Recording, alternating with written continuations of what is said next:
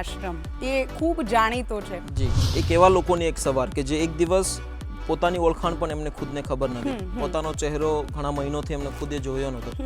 6:30 વાગે ઊભા થયા પછી બધા જ પ્રભુજી આપણી જે દૈનિક દિનચર્યા હોતી હોય છે એને ફોલો કરે છે. તમે રાખ્યું સોશિયલ મીડિયા આશ્રમ, કેમ? સોશિયલ મીડિયા શબ્દ છે એ હરેક કમ્યુનિટી માટે કોમન છે. એમાં કોઈ પણ નાત જાત ધર્મનો કોઈ ભેદભાવ નથી. લોકો એમની પાસે સેલ્ફી લઈને તો અમને આમ ખૂબ અંદરથી શાંતિ મળે, આનંદ મળે કે ભાઈ ખરેખર આપણું આ કાર્ય કંઈક ને કંઈક આ નિમિત્ત કોકની જિંદગીમાં પરિવર્તન લાવ્યું છે. ભાવનગર આશ્રમની અંદર એવું છે કે અત્યાર સુધીમાં 300 થી પણ વધારે પેશન્ટને જે પ્રભુજી છે અમારે એમને ઘર વાપસી કર્યા છે. અત્યારે જે વ્યક્તિ ગાડી ચલાવે છે એ મારા પ્રભુજી જ છે. હા, એ પણ સુરતથી અમે રેસ્ક્યુ કર્યા હતા. એટલે અમારું સ્વાર્થ અને પરમાર્થનું કામ છે. કેમ કે પહેલા મારો સ્વાર્થ છે અને પછી કંઈક કોકનું સારું થશે પરમાર્થ છે, લોકોના વડે ભગવાનની કૃપાથી. નમસ્કાર મિત્રો, કેમ છો? મજામાં ને? હું છું જીનલ દેસાઈ અને આપનું સ્વાગત છે આપણા મનપસંદ કાર્યક્રમ ગુડ મોર્નિંગ ગુજરાતમાં. મિત્રો, ખૂબ સુંદર લાઈન છે કે મંદિરમાં જઈને માથું ટેકવ્યું એ તો બસ એક પ્રથા હતી, પણ બહાર આવીને કોઈ ગરીબની ભૂખ ભાંગી, બસ એ જ સાચી કથા હતી. કેવું હોય કે માણસ છે ને પોતાના પરિવાર માટે પોતાની આખી જિંદગી સમર્પિત કરી દે અને એ એવું ઈચ્છે કે ભાઈ પોતાની સાથે જેટલા પણ જોડાયેલા લોકો છે એ ખૂબ સારી રીતે જીવે, એમને સારું જીવન મળે અને એમના જે ધ્યેય છે એ સાકાર થાય. પણ કેટલાક લોકો એવા પણ હોય છે કે એ આખા વિશ્વને પોતાનો પરિવાર બનાવી દે છે અને આ પૃથ્વી પર એની આસપાસ જેટલા પણ જીવો છે, જેટલા પણ લોકો છે એમના માટે જીવવાનું શરૂ કરી દે છે. આપણા આજના એક અતિથિ છે ને એમણે પણ કંઈક એવું જ કર્યું છે. હવે મારે એમની લાંબી ઓળખાણ આપવાની જરૂર નથી, કારણ કે એમણે જે સમાજ સેવા કરી છે, સમાજના કાર્યો કર્યા છે, એની જે સુવાસ છે એ આખા ગુજરાતના કે આખા દેશના ખૂણે ખૂણે પ્રસરેલી છે. એક એવા વ્યક્તિ કે જેમણે લાખો લોકોને આશરો આપ્યો છે, લાખો લોકોનું પરિવારથી મિલન કરાવ્યું છે અને કેટલાયનું જીવન સુધાર્યું છે. તો આવો મળીએ ખૂબ જ જાણીતા સમાજ સેવક પોપટભાઈ આહિરને. કેમ છો પોપટભાઈ? એકદમ મજામાં છીએ. ઓકે, હવે આઈ થિંક કે મારે તમને વધારે લોકોને એવું કહેવાની જરૂર નથી કે તમે શું કામ કરો છો, કેવી રીતે કરો છો, રાઈટ? સોશિયલ મીડિયા પર બધું આપણને ખબર છે. પણ મારે પહેલો પ્રશ્ન જ એ પૂછવો છે કે તમારો સોશિયલ મીડિયા આશ્રમ એ ખૂબ જાણીતો છે, તો એની જે સવાર કેવી હોય છે? કારણ કે અત્યારે સવારે આપણે મળ્યા છીએ તો ત્યાંની સવાર આઈ થિંક કંઈક અલગ હશે. બિલકુલ. ફર્સ્ટ ઓફ ઓલ તો બધાને ગુડ મોર્નિંગ. આજનો આજ સુધીનું આપણું જે મિલાપ છે, જે આજે તમે જે પ્રશ્નોત્તરી કરવાના છો અને ઘણી બધી નવી નવી વાતો લોકો સુધી મળવાની છે. અને તમે જે રીતે વાત કરી તે પ્રમાણે કે દરેકની એક સવાર અનેરી જ હોતી હોય છે, પણ આજે એક એવા લોકોની એક સવાર કે જે એક દિવસ પોતાની ઓળખાણ પણ એમને ખુદને ખબર નથી, પોતાનો ચહેરો ઘણા મહિનોથી એમને ખુદે જોયો નહોતો, પણ જ્યારે સોશિયલ મીડિયા આશ્રમ પર લાવીએ છીએ પછી એમને નવા હોય છે ત્યાં સુધી એમને થોડીક તકલીફો રહેતી હોય છે. પણ સવારમાં રેગ્યુલર અમે 6:30 વાગે બધા ઊભા થઈ જતા હોય છે. એક અલાર્મ અમે સેટ કરેલો હોય છે. 6:30 વાગે ઊભા થયા પછી બધા જ પ્રભુજી આપણી જે દૈનિક દિનચર્યા હોતી હોય છે એને ફોલો કરે છે. પછી 7:30 સુધીમાં બધા લોકો ફ્રેશ થઈ જાય છે અને અમુક પ્રભુજીને એટલીસ્ટ કહી શકું કે સવારમાં મોર્નિંગમાં ઊભા થઈ ફ્રેશ થઈ બ્રશ જે કરવાનું હોતું હોય છે, ટૂથપેસ્ટ, તો એ પણ શીખવાડવામાં આવે છે ત્યાં કે આવી રીતે ટૂથપેસ્ટ કરવામાં આવે છે અથવા જે પણ કાંઈ એમને જરૂરી જે વસ્તુ છે બધી આપવામાં આવે છે. અને એક પ્રભુજી બીજા પ્રભુજીનું ધ્યાન રાખે છે અને એના થકી એમની જે માનસિક સ્થિતિ છે એમાં ઘણું બધું પરિવર્તન આવે છે. અને ઓલમોસ્ટ 8-8:30 સુધીમાં એમનું બ્રેકફાસ્ટ થતું હોય છે અને બ્રેકફાસ્ટ પત્યા પછી અલગ અલગ ત્યાં ડિપાર્ટમેન્ટ છે બધાને આપેલા. વાસણ સફાઈનો એક ડિપાર્ટમેન્ટ છે, પછી આખી બિલ્ડિંગનો ડિપાર્ટમેન્ટ છે સફાઈનો, કે જેમાં 5-10 પ્રભુજી છે જે સફાઈ માટે એને ટ્રેન કરેલા છે. પછી કપડાં વોશિંગ માટેનો પણ એક અમારા મિતેશભાઈ કરીને છે, એ બધું સંભાળે છે. એટલે બધાનું જે રીતે કન્ટિન્યુ જે કામ સોંપેલું છે એ પ્રમાણે બધા લોકો કામ પર લાગે છે. પછી 10 વાગે એટલે નોર્મલી ચા તૈયાર થઈ જતી હોય છે ફરીથી, અને ચા પીને ફરીથી પાછા 2 કલાક આશ્રમનું જે પણ કંઈ પ્રિમાઇસીસમાં જે વર્કઆઉટ હોતું હોય છે નાનું મોટું, તો એ 2 કલાક સુધીમાં એ થતું હોય છે. ઓકે, તો હવે આ તો તમે સવારની વાત કરી, રાઈટ? અને આઈ એમ શ્યોર કે દિવસ પણ આવી રીતે એક્ટિવિટી વાળો જ હશે. બિલકુલ. હવે મને આ આશ્રમનું નામ સાંભળીને બહુ ક્યુરિયોસિટી થાય કે લાઈક ઘણા બધા આશ્રમના નામ હોય કે કોઈ ધાર્મિક રીતે કે માનવ સેવા આશ્રમ કે પ્રભુ સેવા આશ્રમ એવું રાખતા હોય છે. 100%. તમે રાખ્યું સોશિયલ મીડિયા આશ્રમ, કેમ? એના પાછળ કારણ શું છે? એની પાછળ 2 રીઝન છે. ફર્સ્ટ ઓફ ઓલ આશ્રમ છે શબ્દ લગાવેલો એટલે આપણા સનાતન ધર્મની જે વ્યાખ્યા છે, આશ્રમની જે પરિભાષા છે કે જેને અમે ખૂબ નજીકથી ફોલો કરવાની કોશિશ કરીએ છીએ. સોશિયલ મીડિયા શબ્દ છે એ હરેક કમ્યુનિટી માટે કોમન છે. એમાં કોઈ પણ નાત જાત ધર્મનો કોઈ ભેદભાવ નથી. અને અમારું જે કામ છે એ પણ દરેક કમ્યુનિટી માટે સેમ છે. અમે એક માણસ માટે કામ કરીએ છીએ. પછી કોઈ પણ ધર્મનો હોય છે, કોઈ પણ જાતિનો હોય છે. તો પહેલું રીઝન એ છે કે આપણું જે કામ છે એને સુટેબલ શબ્દ છે સોશિયલ મીડિયા. સોશિયલ મીડિયા દરેક પરિવાર માટે એક સરખું છે. કોઈ મુસલમાન ભાઈ છે, કોઈ હિન્દુ ભાઈ છે, કોઈ ક્રિશ્ચન ભાઈ છે, એવી રીતે દરેક કમ્યુનિટીના લોકો અમારી વિડીયોઝની અંદર તમે જોતા જ હશો કે જે અમારી માટે બધા એક સમાન છે. અને અમારો એક સ્લોગન પણ છે કે માણસ છે તો માણસની મદદ કરીએ છીએ. તો સોશિયલ મીડિયા બધા માટે એક સમાન છે. એવી રીતે અમારું આ કાર્ય છે એ પણ એક બધા માટે સમાન છે. બીજું રીઝન એ છે કે આજના સમયની જે સોશિયલ મીડિયાનો જે સમય છે જેમાં કલાનું તો પ્રદર્શન બધા લોકો કરે છે. ઘણી બધી એવી ખોટી પ્રદર્શન વૃત્તિઓ પણ છે. ઘણા બધા લોકો સ્કેમમાં આવી જાય છે. ઘણા બધા લોકો ખોટી આદતોમાં લાગી જાય છે. અને જેટલું સોશિયલ મીડિયા સારું છે એટલું જ સામે એટલું બધું ખરાબ છે કે જેના થકી એક પોઝિટિવ ઇમ્પેક્ટ આપણે એનું એક ઉદાહરણ આપીએ તો શું આપી શકીએ? તો એક આ ઇન્ડિયાનું પહેલું એવું આશ્રમ છે કે જે આખું સોશિયલ મીડિયાથી ડેવલપ થયું છે. અને જ્યાં કોઈ પણ પ્રકારના જેટલા પણ લોકો અમને સપોર્ટ કરે છે, અમારા કાર્યોને જે સપોર્ટ કરે છે, તો એ કાર્ય માત્ર અમારા કામને જોઈ અને અમારી જે વ્યવસ્થા છે એમને જોઈ અને એક સોશિયલ મીડિયાથી સપોર્ટ કરે છે. અમારું કોઈ બેકઅપ ધ પ્લાન આમ ફંડિંગ બાબતમાં હોતું નથી. અમે જે પ્રોજેક્ટ મૂકીએ છીએ એ સોશિયલ મીડિયામાં રજૂ કરીએ છીએ કે અમારું આ કામ છે અને જો તમને સારું લાગે તમે અહીંયા રૂબરૂ આવીને પણ સપોર્ટ આપી શકો. તો આજના સમયની આ સોશિયલ મીડિયાનું પોઝિટિવિટી શું છે એનો આ બેસ્ટ એક્ઝામ્પલ છે કે સોશિયલ મીડિયાનો પાવર શું છે. ફેસબુક, યુટ્યુબ, ઇન્સ્ટાગ્રામ એ માત્ર મનોરંજનનું એક માધ્યમ નથી. આ એક એવા લોકોનું એક જીવન પરિવર્તન છે કે જેને ખરેખર એક પ્રેમની હૂંફની જરૂર છે. અને બીજો બેનિફિટ એ છે કે સોશિયલ મીડિયાથી અત્યાર સુધીમાં ઘણા બધા પરિવાર સુધી અમે પહોંચ્યા છીએ કે જે વિડીયો બનાવવાથી, એ સારો વિડીયો બનાવવાથી, સારો મેસેજ આપવાથી એ ઝારખંડથી જોતા હોય વ્યક્તિ તો એક એનો પરિવાર લેવા આવે છે, કર્ણાટકમાં જોતા હોય તો ત્યાંથી એનો પરિવાર લેવા આવે છે. તો આ સોશિયલ મીડિયાની તાકાત છે. જે હું પર્સનલી ઝારખંડ જઈશ તો 1-2 મહિના સમથિંગ ગોતવામાં લાગી જશે, પણ આ એક ક્લિકની અંદર 5 મિનિટમાં પહોંચી જઈશ. એટલે એક આ સોશિયલ મીડિયાનો પાવર છે. યસ. હવે આ તો તમે કહી દીધું કે આશ્રમ આવું નામ પાડવા પાછળ શું કારણ હતું. હવે જો આશ્રમની જ આપણે વાત કરીએ કે અત્યારે કેટલા લોકો, કેટલા પ્રભુજી તમે કહો છો એ રીતે કે ત્યાં આશરો લઈ રહ્યા છે અને તમે કેવી રીતે એ લોકો સુધી પહોંચો છો કે તમને કોઈ કોલ આવે અને તમારી ટીમ જાય છે કે શું પ્રોસેસ શું હોય છે? બહુ મોટી પ્રોસિજર નથી. અત્યારે રિસન્ટલી 120 પ્રભુજી રહી રહ્યા છે. અમારા જે ભાવનગર મહુવા હાઈવે પર આશ્રમ છે ત્યાં. આણંદની અંદર પણ આશ્રમ છે અને એક મહેસાણાની અંદર પણ આશ્રમ છે આપણો કે જે ગવર્મેન્ટ સાથે કામ કરી રહ્યું છે. ભાવનગર આશ્રમની અંદર એવું છે કે અત્યાર સુધીમાં 300 થી પણ વધારે પેશન્ટને જે પ્રભુજી છે અમારા એમને ઘર વાપસી કર્યા છે છેલ્લા 2.5-3 વર્ષની અંદર. એટલા માટે દિન પ્રતિદિન માનો કે રિસન્ટલી હમણાં જ મારે ફોન આવ્યો કે ભાઈ પરિવાર લેવા આવ્યો છે તો અમે એને તરત સોંપી દેતા હોઈએ છીએ. અને અમારી માટે પરિવાર મિલન એક સૌથી મોટી કિક છે. કેમ કે વ્યક્તિની સંખ્યા બનાવવાથી કે આશ્રમની અંદર વધારે પૂરતી મોટી સંખ્યા કરવાથી કોઈ મતલબ નથી. મતલબ એ છે કે એક વ્યક્તિ આવ્યો છે એનામાં શું પરિવર્તન થયું છે અને પરિવર્તન થયા પછી એના ઘર સુધી કેવી રીતે પહોંચે છે એ અમારો પરફેક્ટ મોટિવ, એ મોટિવ ઉપર અમે કામ કરી રહ્યા છીએ. એટલે દિન પ્રતિદિન કોઈને કોઈ પરિવાર મિલન અઠવાડિયામાં 3 થી 4 વખત થતું હોય છે અને અમને હિંમત આપે છે કે ખરેખર આપણું આ કાર્ય 100% પૂર્ણ થાય છે. હા, એટલે તમને બી પેલું શું કહેવાય કે ફરીથી એન્કરેજમેન્ટ મળતું હશે કે આમનું થયું છે તો બીજા લોકોનું બી થશે. રાઈટ, નિમિત્ત બનવાનું જે વાત છે. Right, okay. હવે જો શરૂઆતથી શરૂ કરીએ કે એવી કઈ ઘટના કે એવું શું હતું કે તમે એવું નક્કી કર્યું કે ઓકે મારે સમાજ સેવા કરવી છે? કારણ કે અત્યારે સોશિયલ મીડિયાનું તમે કહ્યું એમ કે ઘણા બધા રસ્તાઓ છે, ઘણું બધું છે જે યુવાનો કરતા હોય છે, પણ તમે આ ચૂઝ કર્યું, તો શું એવી ઘટના હતી કે શું હતું? એક સોશિયલ મીડિયા ઇન્ફ્લુએન્સર તરીકે 2017ની અંદર જ્યારે મેં રોડ રસ્તા ઉપર ટેમ્પર્ડ ગ્લાસ વેચતો હતો ત્યારે કેમ કે મોબાઈલનું જ કામ હતું, લોકો મોબાઈલ લઈને આવે, એમના મોબાઈલ ઉપર ગ્લાસ લગાવે અને મને મોબાઈલ પ્રત્યે પહેલેથી એવું આકર્ષણ હતું કેમ કે ભણવામાં બિલકુલ ઝીરો છું. એટલા માટે મેં મારું ડ્રોપ આઉટ કોલેજ મેં કરી દીધું. પછી ઘરની પરિસ્થિતિ ઘણી બધી એવી અપ ડાઉન કે એક 500 રૂપિયા કમાવા માટે ઘણી બધી મહેનત કરવી પડે. પછી મોબાઈલની અંદર મતલબ મને ક્યુરિયોસિટી થતી કે ભાઈ લોકો વિડીયો શા માટે બનાવે છે. ઇન્ટરનેટ 2016-15 પછી જે ફ્રી થયું પછી લોકો ઘણા બધા યુટ્યુબમાં વિડીયો મૂકે. ટિકટોક ત્યારે બહુ બધું રનઅપ હતું, હા હાઈપ હતી બહુ બધી. એટલે હું વિચારતો કે આવું શા માટે લોકો કરે છે, આની પાછળનું કારણ શું છે.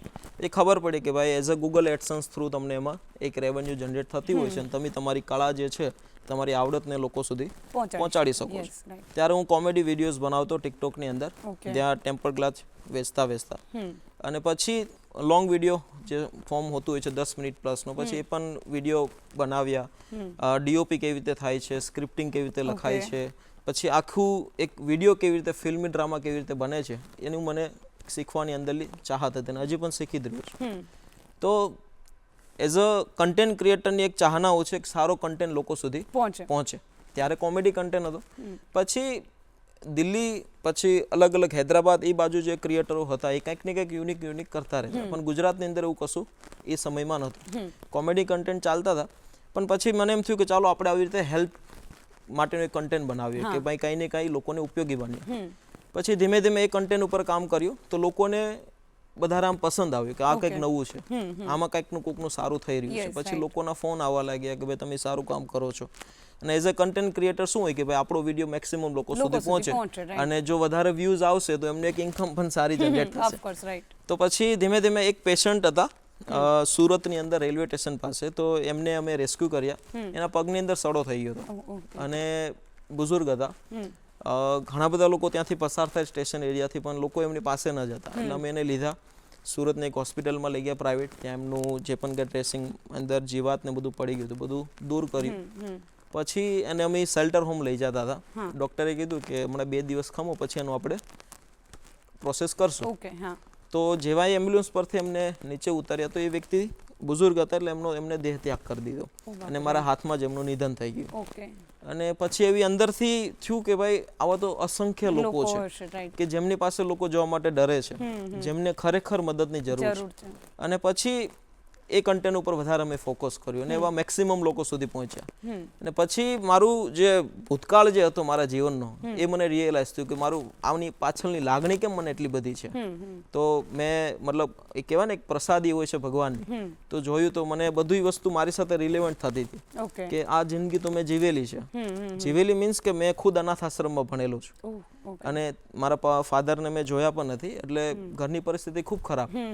પણ અનાથ આશ્રમમાંથી જે શીખ્યું મેં, પુસ્તકી જ્ઞાન તો મળ્યું જ, અને સાથે સાથે મને એક માનવતા શું કહેવાય છે, કેળવણી જે છે એ મને ત્યાંથી શીખવા મળે. પછી બધી વસ્તુનું કોમ્બાઈ થતું ગયું અને પછી ધીમે ધીમે સંસ્થા કેવી રીતે કામ કરે છે, ગવર્મેન્ટના શું ફાયદા છે, ગવર્મેન્ટનું કેવી રીતે આમાં ઇન્વોલ્વમેન્ટ છે, આપણને પબ્લિક કેવી રીતે સપોર્ટ કરી શકે છે, એવી રીતે નોલેજ લેતા ગયા અને હજી પણ લઈએ છીએ અને ધીમે ધીમે આ સફર હજી શરૂ છે. ઓકે, હવે અત્યારે તો ઘણા મોટા પાયા પર છે તમારું કામ અને ઘણા બધા લોકો તમને ઓળખે છે, રાઈટ? એટલે અત્યારે ફંડિંગનો કદાચ એટલો મોટો ઇશ્યુ નહીં હોય તમારા માટે, પણ જ્યારે શરૂ કર્યું ત્યારે ઓફકોર્સ તમને એટલું ફંડિંગ નહીં મળતું હોય કે એટલી હેલ્પ નહીં મળતી હોય, અને જેમ તમે કીધું કે તમારી પર્સનલ પરિસ્થિતિ પણ એટલી નહોતી કે સપોઝ આપણે ફાઇનાન્શિયલ આપણે વધારે સ્ટેબલ હોઈએ તો આપણે કહીએ કે ભાઈ આટલી રકમ આપણે કરી દઈશું દાન કે આટલી સેવામાં વાપરીશું. તો એ સમય સ્ટાર્ટિંગના ફેઝમાં તમારે શું પડકારોનો સામનો કરવો પડ્યો?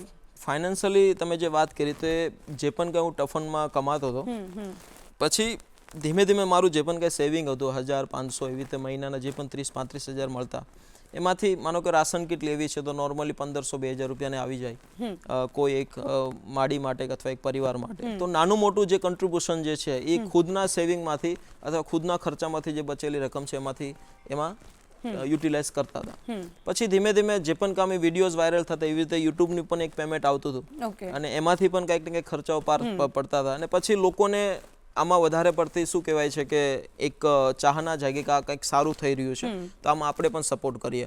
તો લોકોનો ફોન આવે અને હવે તો અસંખ્ય લોકો આપણા કાર્યને સપોર્ટ કરે છે. અને એ સમયમાં પણ લોકો અમને ફોન કરે કે ભાઈ મારે આમાં રાશન કીટ આપવી છે. પછી અમે ધીમે ધીમે અલગ અલગ પ્રોજેક્ટ શરૂ કર્યા.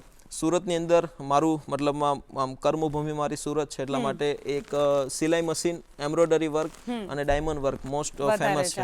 એટલે માટે અમે વિચાર્યું કે આપણે એવી બહેનો સુધી, કેમ કે કોરોના ટાઈમ અમુક શાંત પડ્યું પછી બહેનો જેવી જે વિડોઝ બહેનો હતી જેમને ખરેખર નીડની જરૂર છે, તો એવી બહેનોને સિલાઈ મશીન ડિસ્ટ્રીબ્યુશન કર્યું. માનો કે એક મશીન 18,000 25,000 મેક્સિમમ સુધી આવતું હતું, તો એવા બહેનોનું એક લિસ્ટ બનાવી ડોનર સુધી અમે પહોંચતા કે આ બેનને જરૂર છે, તો ડોનર્સ અમને ફોન કરે કે ભાઈ મારા તરફથી એક મશીન લખી નાખો. તો એવા બહેનોને મશીન વિતરણ કર્યું. પછી ધીમે ધીમે જે દિવ્યાંગ વ્યક્તિ જે હોતો હોય છે કે જેમને ખરેખર કામ કરવું છે, એના પગ ઉપર ઊભું થવું છે, તો એમને એક મસ્ત સેટઅપ કરી દઈએ દુકાનનું. તો એવી દુકાનો પણ ડિસ્ટ્રીબ્યુશન કરે. એટલે અમે એઝ અ મીડિયેટર કામ હજી પણ જો કે કરી રહ્યા છે, ને ત્યારે પણ કરતા હતા. કેવી રીતે લોકોને બતાવીએ અમે કે ભાઈ આને જરૂર છે, આમાં તમે સપોર્ટ કરી શકો છો. તો એવી રીતે લોકો અમને સપોર્ટ કરે અને એ સપોર્ટ અમે આ લોકો સુધી પહોંચાડીએ. એટલે લાઈક એવું કહી શકાય કે તમે જે લોકોને કામ કરવું છે ને એને એક દિશા બતાવતા હતા, તો અને નિમિત્ત જે તમે લોકોનું વસ્તુ જોતી હતી એ લોકોના ફંડિંગથી, લોકોના સપોર્ટથી એને પૂરી પાડીએ છીએ. જી દર્શક મિત્રો, હજુ વધારે આપણે વાત કરવાની છે, હજુ એમના જીવન વિશે જાણવાનું છે, એમના કાર્યો વિશે જાણવાનું છે, પરંતુ અત્યારે સમય થયો છે નાનકડા વિરામનો. મળીએ વિરામ બાદ. વિરામ બાદ આપનું સ્વાગત છે. હવે બ્રેકમાં જતા પહેલાં આપણે પોપટભાઈ સાથે વાત કરી કે એમણે શરૂઆત કેવી રીતે કરી હતી, શું શું ચેલેન્જીસ આવ્યા, અને અત્યારે પણ એ ખૂબ મોટા પાયા પર કામ કરી રહ્યા છે. તો હજુ કયા કયા કામો કરવાના છે એમને, અત્યારે શું સ્થિતિ છે, એના વિશે વાત કરીએ. તો હવે આપણે આગળ વાત કરીએ. પહેલાં મારે તમારી પર્સનલ લાઈફ વિશે એક ક્વેશ્ચન પૂછવું છે કે લાઈક તમારું બાળપણ તમે કીધું કે અનાથ આશ્રમમાં વીત્યું, અને પછી તમે ટફન ગ્લાસ ને એ બધું વેચતા હતા બધું, પછી તમે મેરિડ છો, રાઈટ? હા, બિલકુલ. તો વાઈફનો કેવો સપોર્ટ છે, ફેમિલીનો કેવો સપોર્ટ છે તમારા કામમાં? કારણ કે એવું થાય કે આપણે સિંગલ હોઈએ ત્યાં સુધી કરી લઈએ, પછી બે વ્યક્તિનું જોવાનું હોય તમારે, તો એના વિશે વાત કરો. ખૂબ સપોર્ટિવ,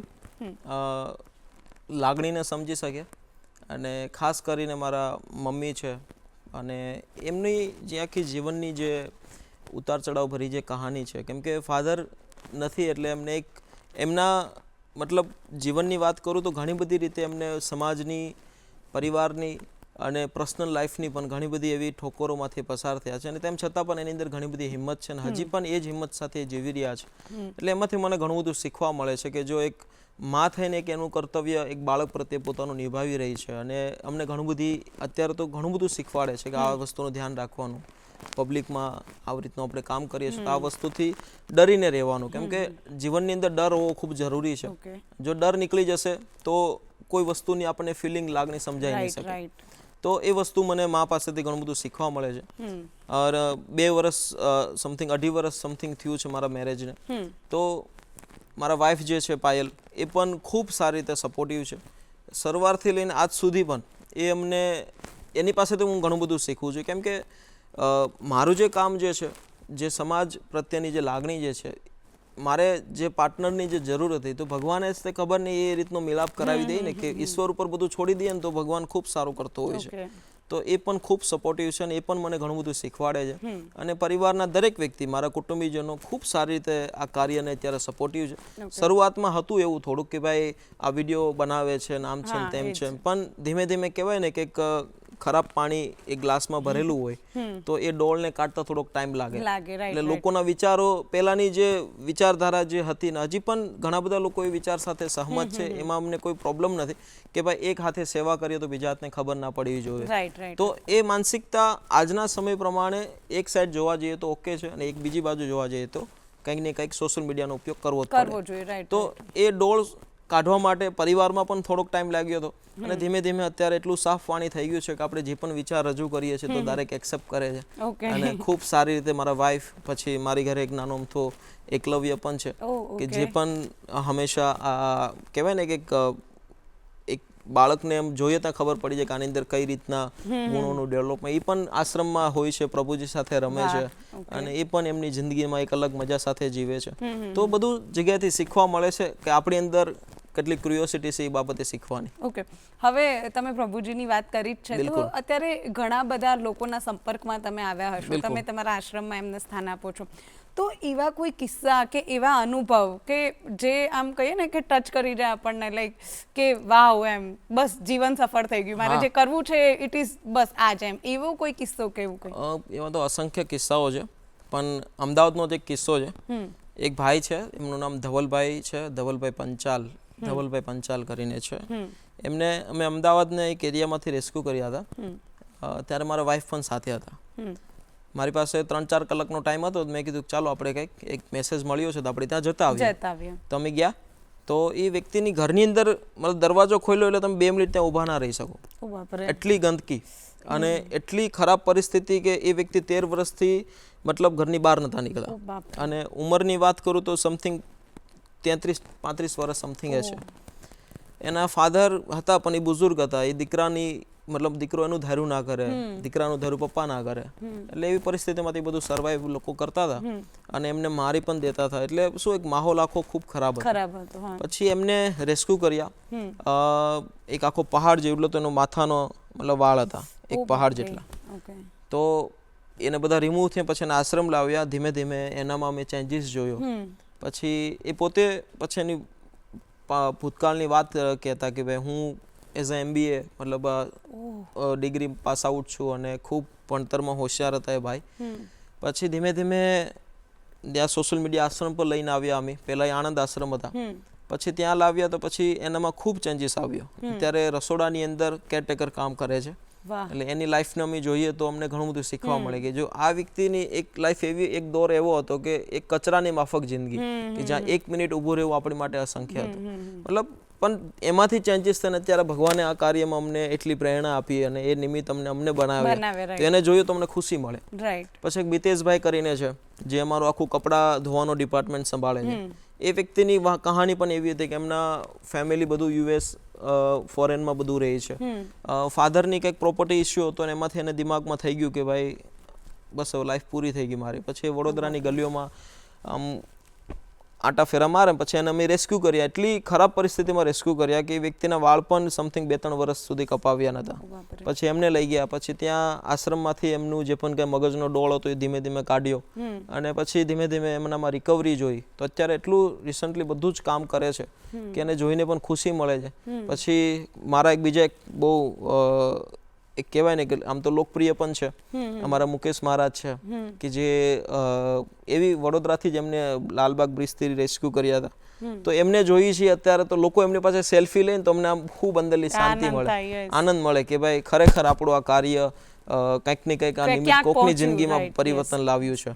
તો ઘણા બધા મહેમાનો આવે તો મુકેશ મહારાજ સાથે સેલ્ફી લે અને એ ચિત્ર પણ બહુ જોવા જેવું હોતું હોય છે. પછી મારી ખાસ કરીને અત્યારે જે વ્યક્તિ ગાડી ચલાવે છે એ મારા પ્રભુજી જ છે. હા, એ પણ સુરતથી અમે રેસ્ક્યુ કર્યા હતા. તો એ વ્યક્તિ મતલબ એ યુપી સાઈડના છે, અલ્હાબાદ યુપીના અભયરાજ મિશ્રાજી. તો એ વ્યક્તિને મતલબ જ્યારે રેસ્ક્યુ કર્યા ત્યારે મતલબ અલગ જ અંદાજ હતો એનો, આમ મોજીલો. પણ એ કોઈના ધ્યારામાં રહે નહીં, એના મનનું ધ્યારું કરે. પછી એમને પણ ઘણા બધા પરિસ્થિતિ, ખરાબ પરિસ્થિતિમાં એમને બહાર લાવ્યા. પછી એમને ખબર પડી કે આ વ્યક્તિને ગાડી ચલાવતા આવડે છે. તો જો કે હું આશ્રમે હોતો એ મારી ગાડી જ ચલાવે. પછી અત્યારે હું ના હોતો એ એમ્બ્યુલન્સ કોઈ પ્રભુજી જતા રહે તો એમને લેવા માટે જાય, કોઈને હોસ્પિટલ લઈને જવાનું તો એ લઈને જાય. તો એ વ્યક્તિ મતલબ આ બધું એટલા માટે કહું છું કે એને જોઈએ ને તો અમને શાંતિ મળે કે ભગવાને અમને કેટલા મતલબ એક આવા કાર્યમાં નિમિત્ત બનાવ્યા છે. એટલે ખાલી તમે એમને રાખ્યા નહીં પણ એમને લાઈફને ધ્યેય આપ્યો અને એક વસ્તુ, એક હેતુ કહીએ આપ્યો, રાઈટ? 100%. ઓકે, હવે આ તમે વાત કરી પણ જેટલી ઇઝીલી કહો છો એટલું ઇઝીલી આઈ એમ શ્યોર તમારા માટે નહીં હોય. કારણ કે એવું હોય કે કોઈ બી વ્યક્તિ આવી રીતે એબેન્ડન્ટ વ્યક્તિ હોય કે રસ્તા પર રહેતા હોય, એમની જો આપણે નજીક જઈએ ને તો એમને ટ્રસ્ટ ના આવે. કે આપણે ઇવન રોટલી આપવા જતા હોય ને તો બી એમને ટ્રસ્ટ ના આવે, એમને ડર લાગે કે હા કે મિસયુઝ કરી લેશે કે કંઈ એમ. તો એવું તમારી સાથે પણ થતું હશે કે જ્યારે તમે કોઈ વ્યક્તિ સુધી પહોંચો, જો કદાચ એમનું મેન્ટલ સ્ટેટ સ્ટેબલ ના હોય કે એમને માનસિક કોઈ પ્રોબ્લેમ હોય તો એ તરત તો તમારા પર ટ્રસ્ટ બિલ્ટ નહીં કરતા હોય, તો કેવા કેવા પડકારો આવે છે? બહુ બધા આવે, પણ પેલું કહેવાય ને કે એક ભરોસો ઉપર બધું ચાલે છે. મને ભગવાન ઉપર પૂરો ભરોસો છે કે મને મારો ભગવાન હંમેશા મને સપોર્ટ કરે છે. એટલા માટે હું હંમેશા ભરોસો ફૂલ રાખું છું. પછી કોઈ પણ માણસ જીવ હોય છે તો મને ભરોસોથી એવું અંદરથી ફીલ થાય કે જો હું એટલો ભરોસો રાખું છું તો એ પણ મારી ઉપર થોડોક ભરોસો રાખશે. તો એ ભરોસા સાથે આખું તંત્ર ચાલે છે અત્યારે પણ. અને રહી વાત મારવાની કે પછી આમ કોઈ પણ પ્રકારનો પ્રહાર કરવાની, તો કોઈ પણ અજાણ્યા વ્યક્તિ પાસે જઈએ છીએ તો એ વ્યક્તિને આપણે સડનલી અનનોન પર્સન તરીકે જઈએ છીએ તો એ વ્યક્તિ થોડુંક તો રિએક્ટ આપશે કે ભાઈ આ કોણ આવી ગયો અચાનક, કેમ આવી ગયા, શું કામ મારી સાથે, શું કરશે. એટલે થોડુંક અમથું પેલું કરશે, પણ એનાથી ડરવાની જરૂર નથી. આપણે સારું કરવા માટે જઈએ છીએ, આપણને ભરોસો છે આપણા કાર્ય ઉપર કે ભાઈ હું આ વ્યક્તિ પાસે જાઉં છું, હું આ બેન પાસે જાઉં છું તો મને ખબર છે હું શું કરવાનું છું એની સાથે. તો બસ એટલો ભરોસો તમારી ખુદની અંદર રાખશો તો ઈશ્વર તમારો સાથ દેશે. ઓકે, હવે બીજું મારે પૂછવું છે કે તમે ઘણા બધા એસ્પેક્ટ પર કામ કર્યું છે, કે તમે જે ગરીબ લોકો હોય એમને હેલ્પ કરી છે, એજ્યુકેશન પર કર્યું છે કામ. તો અત્યારે તમને સમાજમાં સૌથી મેઇન ઇમ્પોર્ટન્ટ એવો કયો મુદ્દો લાગે છે કે જેના પર કામ થવું જોઈએ વધારે પ્રમાણમાં અને તાત્કાલિક ધોરણે થવું જોઈએ? અત્યારે રિસન્ટલી બેન એવું છે કે સોશિયલ મીડિયાનો સમય છે. હું આમ ઓબ્ઝર્વ કરું છું અત્યારે કે ઘણા બધા એવા બાળકો છે, પેરેન્ટ્સ જ તે બાળકને બગાડે છે. ઓકે, અને એનું રીઝન છે કે ઘરની અંદર, જો કે આપણે બધા લોકો મોટા થયા છીએ, રાઈટ, પણ એક એવા યુગની અંદર મોટા થયા છે કે જ્યારે કોઈ ટેકનોલોજી નથી. રાઈટ, પણ અત્યારે ટેકનોલોજી છે પણ એના લોકો મિસયુઝ કરે છે. ઘરની અંદર માનો કે થાકેલા, એઝ અ હું પપ્પા છું એટલે હું ઘરે જઈશ થાકેલો પાકેલો, મને કોઈ મારું બાળક હેરાન કરશે એકલા, હું તરત એને મોબાઈલ આપી દઈશ, મને શાંતિથી 5 મિનિટ બેસવા દે. તો એ મોબાઈલ આપવા પાછળનું કારણ એનું ઓકે છે, પણ એનાથી એનું રિએક્શન છે ને એના બાળકના દિમાગમાં ખૂબ ખરાબ થશે. અત્યારે બાળક છે એટલે ઓકે લાગે છે, કાંઈ વાંધો નહીં, શાંતિથી છે. પણ અત્યારે મારી નજીક પણ એવા ઘણા બધા લોકો છે જેને મેં જોયા છે કે જેમને 5 લાખનું દેવું કરી નાખ્યું છે, જેને 15 લાખનું દેવું કરી નાખ્યું, 20 લાખનું દેવું. એવા આંકડા, એવું ફિગર સાંભળીને આપણે આપણું ભૂતકાળ યાદ કરે કે હું 15 વર્ષનો તો ત્યારે ખાલી 50 રૂપિયા લેવા માટે કગળતો હતો, કે સોની નોટ હાથમાં હોય ત્યારે એમ થાય કે કરોડપતિ થઈ ગયા. પણ અત્યારના બાળકોની અંદર આ જે માનસિકતા છે એ ખૂબ જ ખરાબ થઈ રહી છે. ટેકનોલોજીનો લોકો ખૂબ દુરુપયોગ કરે છે. પણ આ ચેનલના માધ્યમથી એટલું જ કહીશ કે તમારા બાળકનું બ્રહ્માસ્ત્ર તમારા હાથમાં છે.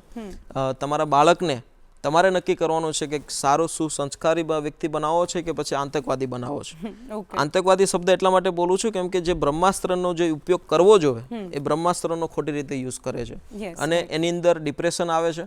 ડિપ્રેશન આવ્યા પછી એ બાળકની અંદર શોર્ટકટનો રસ્તો અપનાવે છે, અને શોર્ટકટ આવ્યા પછી એ દેખાદેખીમાં પોતાનો માર્ગ ભૂલી જાય છે. એટલા માટે આ સમયનું ખૂબ જ એક ધ્યાન દોરવા જેવી બાબત છે. શરૂઆત આપણાથી કરવાની છે કે ભાઈ આપણે આપણા બાળકથી મોબાઈલથી દૂર રાખીએ. દેખાડવું હોય તો સારી વસ્તુનું વ્યસન કરાવો, ભગવદ્ ગીતા છે, સારી વ્યાખ્યાનનું વ્યસન કરાવો કે જેનાથી બાળકના દિમાગમાં ઇમ્પ્રુવમેન્ટ આવે અને બાળક આપણા દેશ માટે ઉપયોગી બને, એના પરિવાર માટે ઉપયોગી બને, એના સમાજ માટે ઉપયોગી બને. ઓકે, હવે એક આ ફોનની વાત થઈ. એઝ અ ફાધર તમે બીજી કઈ ટિપ્સ આપશો જેટલા બી લોકો જોઈ રહ્યા છે એમને, કે તમારે જો તમારા બાળકને યોગ્ય કેળવણી આપવી હોય અથવા તો એનામાં સારા સંસ્કારોનું સિંચન કરવું હોય તો એક સામાન્ય લેમેન જે હોય કે બહુ એજ્યુકેટેડ નથી કે બહુ વ્હાઇટ કોલર જોબ પણ નથી, એ પોતાના બાળકને કેવી રીતે સારી કેળવણી આપી શકે? હું એટલું જ કહી શકે કે બાળક સાથે બાળક થવું પડે. પછી ઝૂંપડપટ્ટીમાં રહી છે તો પણ ભલે, અને બહુ હાઈ પ્રોફેશનલ લાઈફ જીવે છે તો પણ ભલે. બાળકને ખબર નથી કે હું ઝૂંપડીમાં રહું છું, કે બાળકને એ પણ ખબર નથી કે હું મારા પપ્પા બહુ 5 સ્ટાર વ્યવસ્થામાં રહે છે. બાળક બાળક જ છે. એને તમે એક શું કહેવાય છે કે લાકડાનું રમકડું આપશો તો પણ એની માટે એટ્રેક્ટિવ છે, અને ગારાનું રમકડું આપશો તો પણ એની માટે બહુ ઇમ્પોર્ટન્ટ. પણ બાળકની સાથે બાળક થવાની જરૂર છે. આપણે બાળકની સામે છે ને ફાધર થવાની કોશિશ કરીએ છીએ એઝ અ પપ્પા તરીકે, પણ હું મારા એકલવ્ય સાથે બાળક થઈને એની જેવો જ રહું છું. એ એમ કહે છે કે પપ્પા આમ કરો તો હું એમ કરું, એ જેવી રીતે હરકતો કરે એ હરકતો હું કરું. એનાથી એના દિમાગની અંદર એમ થશે કે ભાઈ જો આ વ્યક્તિ, ભલે એના નજરમાં એમ નથી ખબર કે અમારા પપ્પા છે, એને ધીમે ધીમે બુદ્ધિ આવશે. એ બુદ્ધિ આવ્યા પછી એ જોશે આપણું બધી લાઈફ કે ભાઈ આપણે કેવી રીતે જીવી રહ્યા છીએ, આપણે 500 રૂપિયા કમાવા માટે કેટલી મહેનત કરીએ છીએ. એ મહેનતને જોઈને પછી એના અંદર પણ ક્યુરિયોસિટી જાગશે કે ભાઈ મારે આવી રીતે રસ્તો અપનાવવો જોઈએ. તો હું એટલું જ કહીશ કે તમારા બાળકની સાથે બાળક થઈને રહ્યો, કે નહીં કે તમે એના પેરેન્ટ્સ થઈને રહ્યો. એટલા માટે જો તમે બાળક થઈને રહેશો તો એ વ્યક્તિ ભવિષ્યની અંદર એ તમારું થઈને રહેશે, અને કદાચ એને તમે એની અવસ્થાને વધારે બેટર સમજી શકશો. રાઈટ? ઓકે, હવે બીજું મારે પૂછવું છે કે તમે રસ્તો શોધી લીધો સમાજ સેવા કરવાનો, પણ અત્યારે ઘણા બધા લોકો એવા હોય કે એમને કંઈક કરવું છે પણ યોગ્ય પ્લેટફોર્મ નથી મળતું. પ્લસ અત્યારે સોશિયલ મીડિયામાં જો આપણે સોશિયલ વર્ક કેવું લખીએ તો 100 વસ્તુઓ આવશે કે તમે અહીંયા જાઓ, આમ કરો, તેમ કરો. એમાંથી ઓથેન્ટિક કેટલી, સાચી કેટલી, વી ડોન્ટ નો. રાઈટ? તો કોઈ એવું વ્યક્તિ કે જેને કરવું છે કંઈક પણ એ બિઝી છે કે એ એવું 100% ટાઈમ આપી શકે એવું નથી કે કંઈ પણ, તો એ વ્યક્તિને શું કરવું જોઈએ? એ વ્યક્તિને માનો કે પોતાનું માને કે મારું ફિક્સ હતું કે ભાઈ મારે as a social media influencer કામ કરવું છે તો મારે એની માટે શું શીખવું પડશે. તો મારે એની માટે સ્ક્રિપ્ટ કેવી રીતે બને એ શીખવું પડશે, ડીઓપી કેવી રીતે થાય એ શીખવું પડશે, પછી એક્ટિંગ કેવી રીતે થતી હોય એ શીખવું પડતું હોય છે. તો શીખવાની અંદર જે વ્યક્તિને જિજ્ઞાસા હોય ને એ વ્યક્તિ કોઈ દિવસ એને કોઈ એક્સક્યુઝ નડતા જ નથી. પ્રશ્ન ત્યાં જ થતો હોય છે કે જ્યારે એને શીખવામાં કોઈ વસ્તુ નડતરરૂપ થતી હોય છે. તો કોઈ પણ યુવાન વર્ગનો વ્યક્તિ છે, કોઈ પણ ઉંમરનો વ્યક્તિ છે, તો એને એક શીખવાની જિજ્ઞાસા હોવી જોઈએ અને આળસ બિલકુલ ના હોવી જોઈએ. જો આપણે આળસ કરીએ કે ભાઈ કાંઈ નહીં, ચાલો કાલ કરશું, પરમદી કરશું. અત્યારે હું તમારી સાથે બેઠો છું અમદાવાદની અંદર, કાલ રાત પરમ દિવસે આવી ગયો તો મેં, તો મારી પાસે 2 કલાક હતી, તો એક વ્યક્તિ પાસે ગયો, એમનું રેસ્ક્યુ કર્યું અને વ્યવસ્થિત જગ્યાએ મૂકી દીધો અને એને એક સારી લાઈફનું એક પરિવર્તન આવ્યું. તો મેં એવું વિચાર્યું કે કાંઈ વાંધો નહીં, આજે તો સન્ડે છે, આજે કંઈ નથી કરવું. તો એ કદાચ એ 2 કલાક એક વ્યક્તિના જીવનમાં ઇન્વેસ્ટ થઈ, તો એ 2 કલાકથી એનું પરિવર્તન ઘણું બધું આવ્યું. એ વ્યક્તિ આજે રિસન્ટલી જ વાત કરી, 3 વર્ષથી નાયો નહોતો અને 5 જોડી કપડાં, અમદાવાદની એટલી ગરમીમાં 5 જોડી કપડાં એને પહેરેલા. તો હું એટલું કહેવા માંગુ છું કે વ્યક્તિ આળસ કરશે અને ડિપેન્ડેન્ટ, બધા લોકો શું વિચારે કે ભાઈ હું મને હવે આ પોપટભાઈ કહેશે ને હું કરીશ. પોપટભાઈ સારી સલાહ આપશે, એ કોઈથી ખોટી સલાહ નહીં આપે, પણ એ કહે છે એની સાથે સાથે એની ઉપર ડિપેન્ડ નથી રહેવાનું. એ કહે છે તેની કરતાં એનાથી આપણે પ્લસ કેવી રીતે થઈ શકીએ એ આપણે વિચારવાનું છે. અને એક ઓલિમ્પિક બહુ મોટા એક ખેલાડી છે, નામ મને નથી ખબર, પણ એમને પેલું તરવૈયાની મતલબ શું કહેવાય એની સ્વિમિંગ, તો એની અંદર એમને એક ઇન્ટરવ્યુ લીધું કે તમે 18 ગોલ્ડ મેડલ્સ તમે ઓલિમ્પિકમાં જીત્યા છો, તો એની પાછળનું કારણ શું છે? તો એ વ્યક્તિએ જવાબ મસ્ત રીતે આપ્યો એમના રિપોર્ટરને કે હું 24 કલાકમાંથી 18 કલાક પાણીમાં રહું છું, સવારમાંથી લઈને સાંજ સુધીમાં. કોઈ વ્યક્તિ 19 કલાક રહેતો થઈ જાય તો 19 મેડલ જીતશે. બહુ સિમ્પલ, સફળતાની વ્યાખ્યા બહુ સિમ્પલ છે. એટલા માટે જે મહેનત કરે છે એનાથી થોડીક મહેનત આપણે વધારે કરીએ, એટલે મહેનત કરવા માટે પછી રસ્તો એને ખુદ ગોતવો પડતો હોય છે. એટલે વ્યક્તિ આળસને લીધે હેરાન થાય છે, સારી સંગતને લીધે હેરાન થાય છે, અને સારું એને કંઈ કરવું નથી એટલા માટે વ્યક્તિ હેરાન થાય છે. કોઈ સારું બોલે છે, સારું પહેરે છે, સારું ખાય છે, સારી રીતે રહે છે, સારી સંગત રાખે છે, તેના જીવનમાં ઓલવેઝ સારું જોતું હોય છે. કોઈ વ્યક્તિ કપટ ભાવના રાખે છે કે બેન કેમ એટલા બધા આગળ વધે છે, ભલે કોઈ કહેતો નથી, મનમાં એવી ખરાબ ભાવના રાખે છે, તો એ નેગેટિવિટી પણ એને ખૂબ નડશે. એટલે હું હંમેશા કહું છું, સારું બોલો, સારું વિચારો, સારું ખાઓ, સારું પીવો, સારી રીતે રહો, સારી રીતે હરો ફરો, સારું બધું કરો તો જીવનમાં સારું થશે. ઓકે, તો તમારો સક્સેસ મંત્ર શું? આજ. અચ્છા, ઓકે. હું બીજી એક મારી વાત કરું કે અત્યારે જો કે ઘણી બધી લાઈફ સારી છે અને ભગવાનની ખૂબ કૃપા છે. મારી લાઈફની એક આખી જર્ની, એક આખો એક સ્ટેજમાંથી એક આખું યુટર્ન થઈ ગયો છે. એમ એક રોડ ઉપર બેઠનારો વ્યક્તિ અત્યારે ફોર્ચ્યુનરમાં ફરે છે. લોકોને એક માનસિકતા એ પણ છે કે ભાઈ એક રોડ ઉપર બેહનારો વ્યક્તિ ફોર્ચ્યુનરમાં ફરે છે. એ ફોર્ચ્યુનર સુધીની સફર જે છે ને આખી બહુ ડિફિકલ્ટ છે. કોઈ વ્યક્તિ મતલબ રોડ ઉપર બેઠો ફોર્ચ્યુનર નીકળતું તો લો ઓફ એટ્રેક્શન, જે ધ સિક્રેટમાં એક નિયમ છે લો ઓફ એટ્રેક્શન, તો એ ફોર્ચ્યુનર ગાડી મારી ટફન ગ્લાસની કેબિનથી નીકળે એટલે સડનલી હું ત્યારે એવું વિચારતો કે ભગવાન આને 10 આપે ને મને 1 આપે. બીજા નોર્મલ વ્યક્તિ શું વિચારે, કંઈક 2 નંબર કરતો હોય છે, કંઈક કરતો હોય, આ એમને ફોર્ચ્યુનર ના આવે. પણ હું ઈ સડનલી થોટ 3-4 વર્ષ કન્ટિન્યુ ભગવાન તને 10 આપે ને મને 1 આપે, મારી પાસે આવી ગઈ. અને એ જ વિચાર સાથે હજી પણ જીવું છું. પૈસા વગર કશું થતું નથી અને હું ઓન મીડિયા પણ હંમેશા કહું છું કે અમે જે કરીએ છીએ એ સ્વાર્થ છે અને પછી જે લોકોનું થાય છે કલ્યાણ છે. એટલે અમારું સ્વાર્થ અને પરમાર્થનું કામ છે. કેમ કે પહેલા મારો સ્વાર્થ છે અને પછી કંઈક કોકનું સારું થશે, પરમાર્થ છે, એ લોકોના વડે ભગવાનની કૃપાથી. ઓકે, હવે આ તો વાત થઈ કે તમારું શું સક્સેસ મંત્ર છે, શું છે, પણ કેવું હોય કે છેલ્લે તમે એક સામાન્ય માણસ છો. બિલકુલ. અને જે રીતે બધા થાકી જાય એમ કદાચ તમે પણ ક્યારેક થાકતા હશો કે કેવું હોય કે આપણે બધું જ કરતા હોય, બધું સારું જ છે, પણ ક્યારેક એક પોઈન્ટ એવો આવે કે આપણને એમ થાય કે યાર છોડી દઉં, નહીં થતું, અઘરું પડી રહ્યું છે એમ. એવી કોઈ ક્ષણ તમારા જીવનમાં આવી અને આવે તો કેવી રીતે તમે ઓવરકમ થાવ છો, શું કરો છો એ વખતે? ઘણી બધું કે જે ગાડી શોરૂમમાં રહી છે અને કોઈ ગેરેજની જરૂર નથી પડવાની, રાઈટ, જે ગાડી માર્કેટમાં ચાલે છે અને ગેરેજની જરૂર પડશે, એટલે જે અમારી ગાડી ચાલે છે એટલે અમારે પણ ક્યારેક ગેરેજમાં રિપેર થવા માટે જવું પડશે. એટલે એ ગેરેજ અમારી માટે છે ભગવદ્ ગીતા. ભગવદ્ ગીતાનું વાંચન કર્યા પછી છે ધ સિક્રેટ, એવી સારી સારી મૂવીઓ છે કે જે આપણને જીવન શીખવાની કળા શીખવાડે છે. એવા સારા લોકો છે, એવી સારી સંગત છે. કેમ કે લોકોને છે ને સત્સંગની ભાષા આખી ડિફરન્ટ કરી નાખી. સત્સંગ એટલે ભાઈ ભજન કરો, કીર્તન કરો અને સાથે સાથે ભગવાનનું નામ લ્યો, એ સત્સંગનો ભાગ છે. સત્સંગની સાચી વ્યાખ્યા છે સારી સંગત, સતની સંગત. એટલે સારા વ્યક્તિની સંગત જ એક બહુ મોટો સત્સંગ છે. એની સાથે સાથે ભજન કરો, કીર્તન કરો અને ભગવાનનું નામ લ્યો. તો સારો વ્યક્તિની સાથે રહો ખાલી, તો પણ એ તમને ઘણું બધું શીખવાડશે. હવે મારે ફોર્ચ્યુનર લેવી છે અને હું કોઈ એવા વ્યક્તિ પાસે જાઉં છું કે જેને ફોર્ચ્યુનરની ફની નથી ખબર, તો એ વ્યક્તિ મને કદાચ એ ફોર્ચ્યુનરનું નોલેજ નહીં આપી શકે, પણ એવા વ્યક્તિ પાસે છે જેમને ઓલરેડી ચલાવી ચૂક્યા છે, એ મને પ્લસ માઇનસ કહેશે એનું. તો જીવનની વ્યાખ્યા પણ એવી જ છે કે મારે આ ક્ષેત્રમાં આગળ વધવું છે, તો હું એવા વ્યક્તિ પાસે જાઉં જે મને સપોર્ટ કરે, કે નહીં એવા વ્યક્તિ પાસે જે ઓલરેડી પોતાના આળસપણને લીધે જીવનમાં કંઈ કરી નથી શક્યો.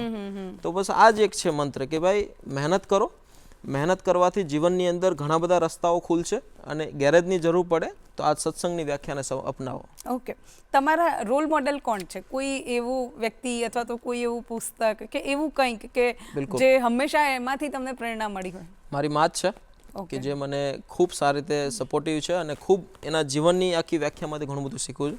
પછી મારી ગુરુમાં છે કે જે અનાથ આશ્રમમાં હું ભણ્યો છું, જ્યાંથી મને આ કેળવણીનો પાઠ મળ્યો છે, જેને મને હંમેશા શીખવાડ્યું છે. અને બીજા છે મારા નજીકના રહેનારા મારા મિત્રો, મારા પરિવારજનો કે જે હંમેશા મને સારું સારું શીખવાડે છે. દરેક વ્યક્તિ જરૂરી નથી કે બધું જ વસ્તુ સારું જ કહે છે. બે કાન ભગવાને આપ્યા છે, સારું જેટલું લેવાય છે એટલું અંદર ઉતારી દેવાનું, બીજું ખરાબ સંભળાય છે તો બીજા કાનેથી કાઢી નાખવાનું. ઘણા બધા લોકોનું ઊંધું કરે છે, સારી વાતને કાઢી નાખે છે, ખરાબ વાતને અંદર લઈ લે છે કે આ બેન તો આવા જ છે, પણ બેનની અંદર એક સારો ગુણ છે, એ ગુણને આગળ લો અને મારા જીવનમાં અપનાવીને આગળ વધો. રાઈટ. ઓકે, હવે જે રીતે તમે કીધું કે સારું અને ખરાબ બંને હોય, તો તમારી આ જર્નીમાં ખરાબ લોકો પણ મળ્યા હશે, તમારા કામને ક્વેશ્ચન કરનારા લોકો પણ મળ્યા હશે, તો એવા લોકોને તમે કેવી રીતે ડીલ કરી, અથવા તો એવા લોકોને ઇગ્નોર કેવી રીતે કર્યા? શું કર્યું એમ? ઇગ્નોર ક્યારેય નહીં કરવાના, કેમ કે એ આપણા શુભચિંતક છે. એ આપણા જીવનની અંદર આપણું ધ્યાન રાખે છે, અને આપણી પરિસ્થિતિ, મેં શરૂઆતમાં કીધું કે ડર રાખવો જરૂરી છે. આપણે એવા પગથિયા ઉપર ના ચડી જઈએ કે જેનાથી ઘણું મોટું ખરાબ થઈ જાય કે નુકસાન થઈ જાય. એ આપણા શુભચિંતક છે. એ કોઈ ખરાબ કોમેન્ટ પાસ કરે છે તો એ પાછળનું કારણ છે, એને કંઈક મારા જીવનમાં કંઈક એવું દેખાણું ત્યારે મારી વિશે ખરાબ કોમેન્ટ કરી, તો મારે એની વિશે વિચારવું જોઈએ કે મારે આ વસ્તુનું ધ્યાન રાખવું પડશે.